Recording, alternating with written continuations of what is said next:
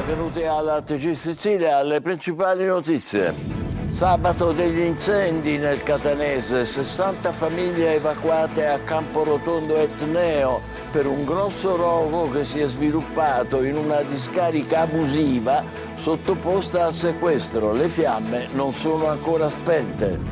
Impressionante incendio anche in una ditta di stoccaggio dei rifiuti nella zona industriale di Catania. Bruciano spazzature e materiali di scarto, la spessa coltre di fumo nero visibile da diversi chilometri. Pedaggio sul ponte tra 4 e 7 euro a tragitto. Le cifre previste dalla società concessionaria Stretto di Messina. Nel pomeriggio nuove contestazioni dei No Ponte.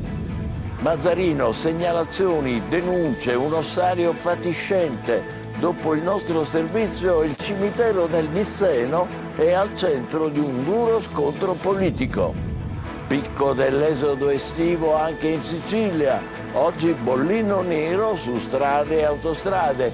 Caronte fa sentire i suoi effetti pure nella nostra regione, ma le temperature non saranno estreme come nel resto del paese. A Siracusa i poliziotti vanno anche in bici. Tornano le pattuglie in sella ai mezzi a pedalata assistita donati da Confcommercio e Rotary. Dobbiamo svegliarci di fronte all'orrore. L'appello di Francesca Albanese, relatrice speciale dell'ONU per i territori occupati in Palestina, che a Catania ha presentato il suo libro Quando il mondo dorme. Calcio, grande appuntamento stasera per il Palermo, che al Barbera affronterà in amichevole il Manchester City, tutto esaurito, attesi oltre 34.000 spettatori. Serie C, il presidente Pelligra non sarà presente all'amichevole del Catania al Massimino per impegni professionali in Australia. 7 partenze nel Trapani.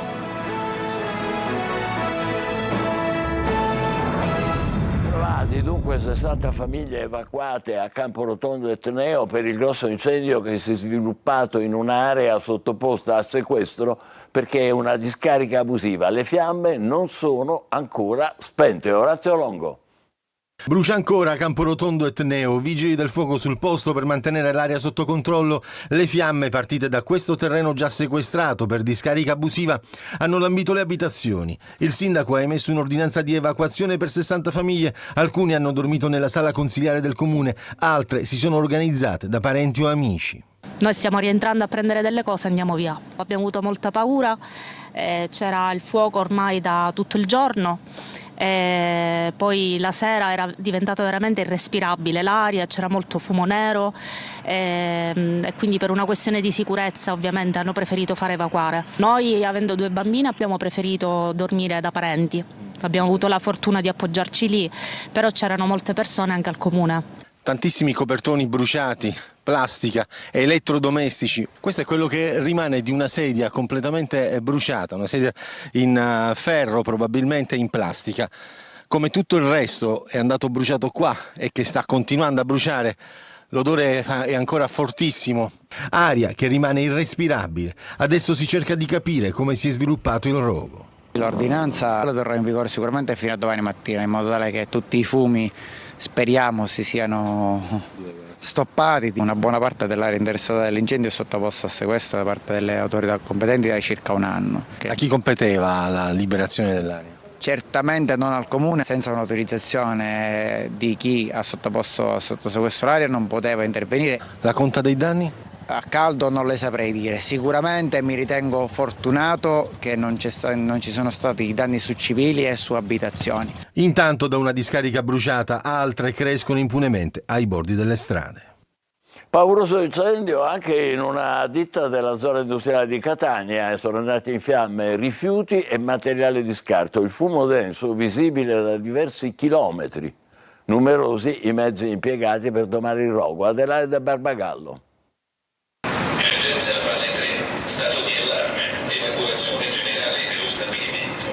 Un vasto incendio si è sviluppato alla zona industriale di Catania. Una densa colonna di fumo visibile in diverse zone della città si disperde nell'aria. Il cielo sopra Librino pian piano si è oscurato. Alte fiamme provengono da una ditta che si occupa di stoccaggio di rifiuti sulla Quinta Strada, già colpita da un altro grave incendio il 19 agosto del 2016. A bruciare materiale altamente infiammabile. Per spegnere il grande rogo sono accorse diverse squadre di vigili del fuoco provenienti dalla centrale di Catania, dal distaccamento cittadino sud, da Paternò, Lingua Glossa, più numerose autobotti aggiuntive. Sul posto anche polizia, carabinieri, personale del corpo forestale del 118. Dalla tangenziale fino alla circonvallazione, perfino nei comuni limitrofi la colonna di fumo è visibile e crea allarme. Qui siamo nel vicino deposito dei mezzi AMT. Impressionante, la coltre nera sembra proprio a ridosso. L'attenzione è massima, si teme per i capannoni e le ditte vicine a quelle interessate al vasto incendio, la cui natura è da accertare. Difficile domare le fiamme, il fumo che si alza alto nel cielo non consente di intervenire con mezzi aerei, tutti devono operare dal basso.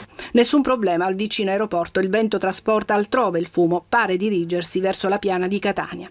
È stata allertata anche l'ARPA per monitorare la qualità dell'aria, comprendere e monitorare eventuali danni ambientali. L'incendio scoppiato nella zona industriale di Catania mette a rischio lavoratori, cittadini e infrastrutture strategiche come l'aeroporto. Serve un piano straordinario di sicurezza industriale per prevenire nuove emergenze e nell'immediato anche una verifica della qualità dell'aria. È quanto dice il segretario della CGIL di Catania De Caudo, che esprime forte preoccupazione. L'azienda coinvolta, osserva il dirigente sindacale, fa raccolta e lavorazione di plastica e cartone e contiene anche un serbatoio di gasolio. Un altro dei timori, aggiunge De Caudo, è che possano essere rilasciate sostanze tossiche come la diossina, con rischi per la salute pubblica e l'ambiente. La tragedia del femminicidio di Sara Campanella. Dopo il suicidio in carcere di Stefano Argentino si ricostruiscono i minuti immediatamente successivi all'accoltellamento mortale e ci sono novità anche sul fronte dei risarcimenti. Francesco Triolo. Quei momenti drammatici tra il colpo mortale inferto a Sara Campanella e la fuga, ricostruiti accuratamente dai carabinieri durante le indagini che poi hanno portato all'arresto di Stefano Argentino, suicida in carcere mercoledì scorso. Le telefonate con la madre, i messaggi WhatsApp, i fotogrammi che le videocamere di sorveglianza della zona hanno catturato e che ricostruiscono la fuga del 27enne di Noto, ma anche il percorso della Panda dei genitori, da Noto a Messina e ritorno. C'è tutto nelle pagine dell'informativa consegnata nelle mani del procuratore capo Antonio D'Amato, che con la PM Alice Pariarò segue le indagini e che oggi pubblica la Gazzetta del Sud. Nei messaggi e nelle telefonate con la madre c'è la consapevolezza di ciò che aveva appena fatto, di come lo aveva fatto. Argentino in quelle ore controllava continuamente i siti di informazione per capire, sapere. Quel colpo è fatale, l'ho preso in pieno il punto, scriveva la madre. 3 chiamate da 18, 17 e 45 minuti sono quelle che risultano nei tabulati. Quindi alle 19:30 invia la posizione al padre, via Condottieri, zona Minissale, non lontano da Gazzi. Lì lo prenderanno i genitori e lo porteranno a Noto. Sulla morte di Stefano Argentino in carcere però non si placano le polemiche. Il suo difensore, l'avvocato Giuseppe Cultrera, ha inviato un'esposta al garante dei detenuti in Sicilia per evidenziare le erronee analisi sulla necessità di sorveglianza e alta vigilanza. Con la morte di Argentino non ci sarà alcun processo, la famiglia di Sara non avrà alcun risarcimento, può solo fare richiesta per ottenere un indennizzo previsto dal Fondo per le vittime dei reati intenzionali violenti. Diversa la situazione per la famiglia di Stefano Argentino, che potrà chiedere un risarcimento allo Stato per omessa vigilanza. C'è un'ultima ora su questa vicenda. Ci sono 7 indagati per la morte di Stefano Argentino, reo confesso dell'omicidio di Sara Campanella, che si è suicidato, come si è sentito poco fa, in carcere a Messina. La procura di Palermo ha emesso questi avvisi di garanzia in vista dell'autopsia sul corpo del giovane. Il 12 agosto il pubblico ministero assegnerà l'incarico al proprio consulente e gli indagati, ecco il motivo, potranno esaminare, potranno nominare i loro tecnici che assisteranno all'esame e all'autopsia. Non si conoscono ancora i destinatari dei provvedimenti. È chiaro che la Procura di Messina, chiedo scusa per primo ho detto Palermo per errore, vuole accertare se ci siano responsabilità sulla morte del giovane che aveva manifestato più volte la volontà di togliersi la vita. Nel Palermitano adesso davvero è in corso la caccia al giovane sospettato di aver ucciso a coltellate un vicino di casa in una borgata di Prizzi. La vittima è Francesco Dino, di 57 anni. Oggi sarà eseguita l'autopsia. Secondo la sorella della vittima, l'aggressore ha colpito il fratello alle spalle e all'addome. È stata la donna a soccorrerlo e lo ha rintracciato ancora vivo davanti a una pizzeria, ma poi nel volo e nell'isoccorso l'operaio è morto. Attraversare il ponte costerà tra 4 e 7 euro a tragitto. Le cifre previste dalla società concessionaria Stretto di Messina. Nel pomeriggio nuove contestazioni dei no ponte. Francesco Triolo. Sui numeri c'è stato parecchio dibattito già dal giorno del via libera del CIPES. È uno degli argomenti che interessa di più. Quanto costerà attraversare il ponte sullo Stretto? A voler sgombrare i dubbi, allora ci ha pensato direttamente la Stretto di Messina, che ha voluto chiarire quali saranno le tariffe per l'attraversamento. Un'ipotesi al momento, perché non c'è stata alcuna definizione vera e propria, non ci può essere oggi. Comunque la società Stretto di Messina chiarisce che il pedaggio previsto per le autovetture sarà compreso tra circa 4 e 7 euro per tratta, con il valore più favorevole andata e ritorno in giornata. Si tratta, scrive la Stretto, di valori sensibilmente inferiori agli attuali costi di attraversamento dello Stretto di Messina, pur garantendo nel periodo di esercizio dell'opera l'integrale copertura dei costi operativi e di quelli per la manutenzione ordinaria e straordinaria.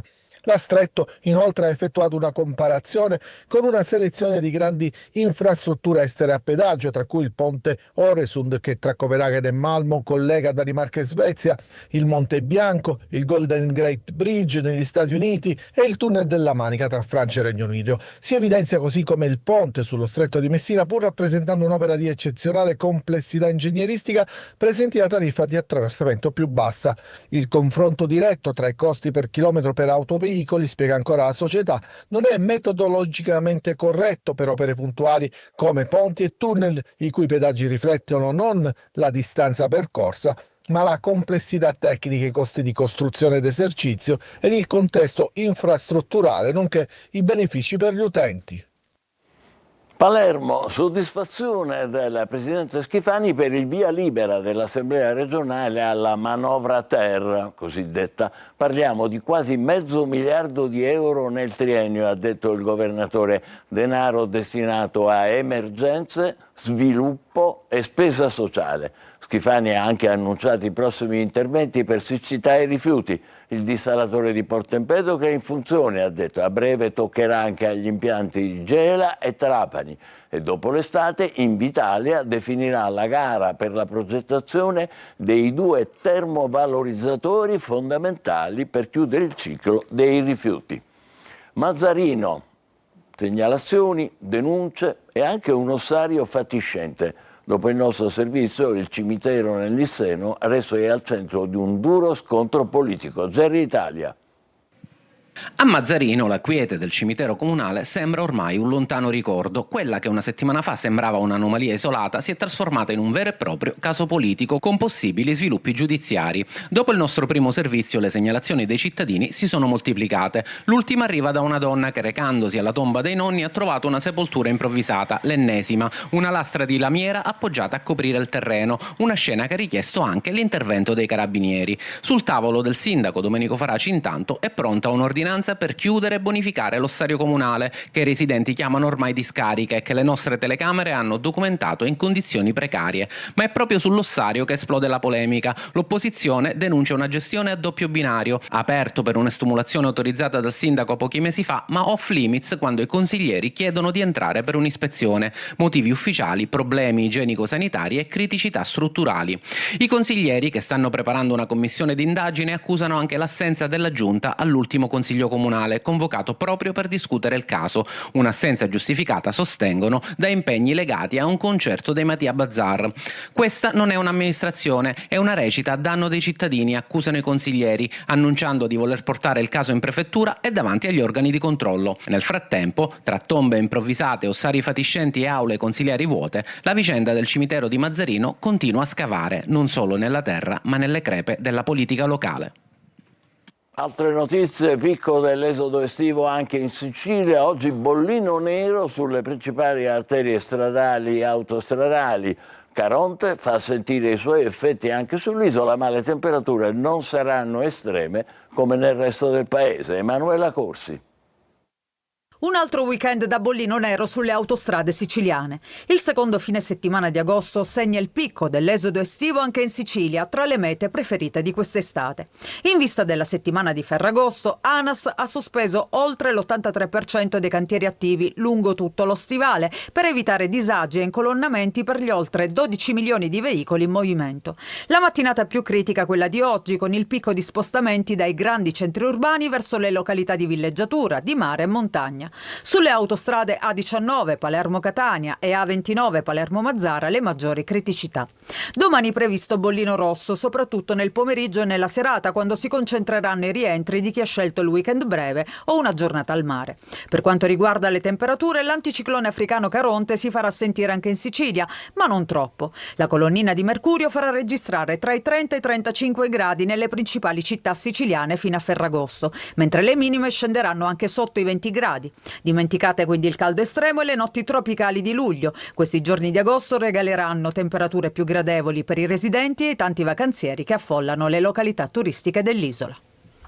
Catania, carenze e irregolarità sono state riscontrate dalla polizia in uno stabilimento balneare con attività di ristorazione e in un ristorante a San Giovanni di Cusi, la spiaggetta nera della città. Per il titolare del Lido sono scattate diverse multe. Fra l'altro non aveva la licenza per la somministrazione di bevande alcoliche. Applicata anche una multa di 10.000 euro perché non erano indicati gli allergeni nel menù.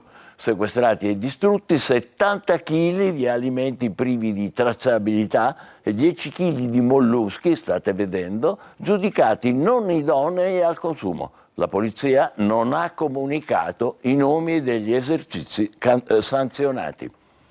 Spedizione punitiva contro un addetto alle cucine di un ristorante di Campobello di Mazzara. In 5 si sono introdotti nel locale prendendolo a mazzate e seminando il panico tra i clienti che sono fuggiti. Per l'uomo prognosi di 10 giorni. I carabinieri indagano anche grazie alle immagini di alcune telecamere della zona. A Siracusa i poliziotti vanno anche in bici. Tornano le pattuglie in sella ai mezzi a pedalata assistita, donati da Confcommercio e Rotary. Francesco Aloi. In sella alla bici per arrivare ovunque, persino nelle stradine più strette. A Siracusa la Polizia di Stato si sposta anche così, per un controllo del territorio sempre più mirato. Questo servizio andrà a integrare il servizio di controllo del territorio già esistente. Abbiamo delle auto elettriche che già operano da tempo, abbiamo la polizia piedata e quindi per noi insomma questo è un momento importante. Sono 2 le bici a pedalata assistita impiegate per fare pattuglia, non solo a Ortigia. Già apprezzate durante il G7 Agricoltura dello scorso anno, adesso è possibile rivederle in giro, tra la gente. E quindi abbiamo voluto far sì che questo sistema di controllo del territorio fosse quotidiano nella città di Siracusa, in particolare Ortigia. Bike 1 e Bike 2 sono state donate da Confcommercio Siracusa e Rotary Club Siracusa Ortigia. Questo progetto ci ha consentito di donare 2 biciclette con pedalata assistita per portare la legalità in modo ecologico, rapido e far sentire le persone protette e con le forze dell'ordine vicine. È importante che la presenza dello Stato e della Polizia venga avvertita anche nei periodi estivi, ma anche durante tutto l'anno, perché i negozianti si sentono molto più tutelati. Ma esserci sempre per la Polizia non è soltanto un claim, è la realtà. Perché più divise si vedono in giro, più è la sicurezza percepita, che è diversa da quella reale. Da oggi Pantelleria ha una nuova mini ambulanza completamente elettrica. Altre 3 erano state consegnate nei giorni scorsi per le attività sanitarie alle isole di Favignana, Levanzo e Marettimo. Le mini ambulanze sono dotate di barella, erogatori di ossigeno e altre attrezzature per garantire trasferimenti in assoluta sicurezza anche per pazienti critici. I nuovi mezzi potranno muoversi tra le stadine strette delle isole minori. Non a caso, perché qualche giorno fa, ricorderete, un giornalista che si era rotto il femore a Lipari è stato trasportato fino alla pista dell'elisoccorso con una motoape.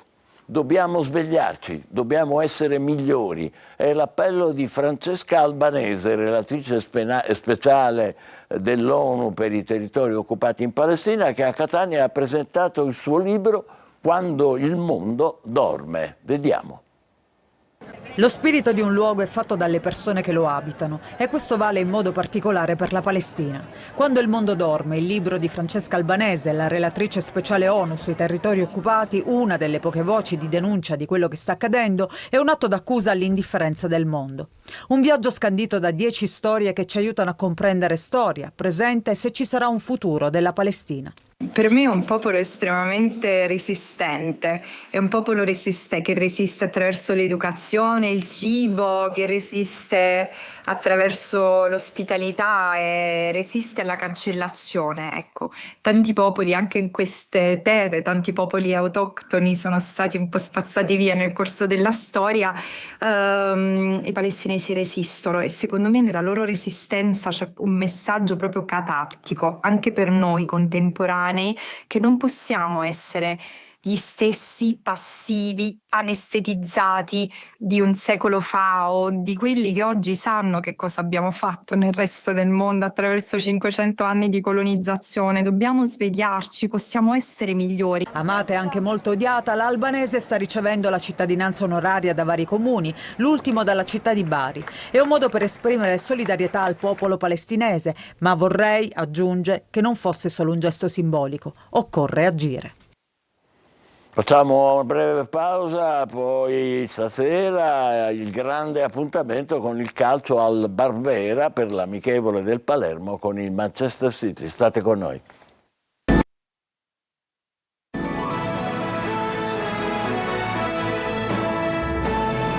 Calcio, grande appuntamento stasera per il Palermo che al Barbera affronterà in amichevole il Manchester City. Tutto esaurito, attesi oltre 34.000 spettatori. Marco Gullà. Ci siamo, per il Palermo è arrivato il grande giorno. Stasera al Barbera l'amichevole contro il Manchester City, smoking rosanero, oltre 34.000 spettatori per un grande evento che richiamerà non solo i tifosi del Palermo, ma anche tantissimi appassionati che raggiungeranno il capoluogo siciliano da altre città. Occhi sui campioni del City, da Holland a Bernardo Silva, e poi la prima uscita in casa del nuovo Palermo di Pippo Inzaghi. Siamo molto onorati che il Manchester City sia qui a giocare nella nostra città. Penso che sia una partita di grande significato, emozione, di prestigio per la città di Palermo che si merita e noi speriamo di far bella figura. Chiaro che giochiamo contro dei marziani, ma io mi auguro che i miei giocatori facciano intravedere quello che mi hanno dato in questi giorni. Inzaghi si affiderà a Brunori e poi Ampalo. Nel City ci sono tanti big, quasi tutti. Gli unici assenti sono Grealish, che comunque è in uscita, Foden, Rodi, Kovacic, Guardiol, Ortega e Phillips. In caso di parità, calci di rigore per assegnare l'Anglo Palermitan Trophy. Fischio d'inizio alle ore 21. Il presidente Pelligra non sarà presente all'amichevole del Catania al Massimino per impegni professionali in Australia. Per Aloi si attende l'ufficialità. Bocic ceduto in prestito al Picerno. 7 partenze nel Trapani. Sergio Colosi.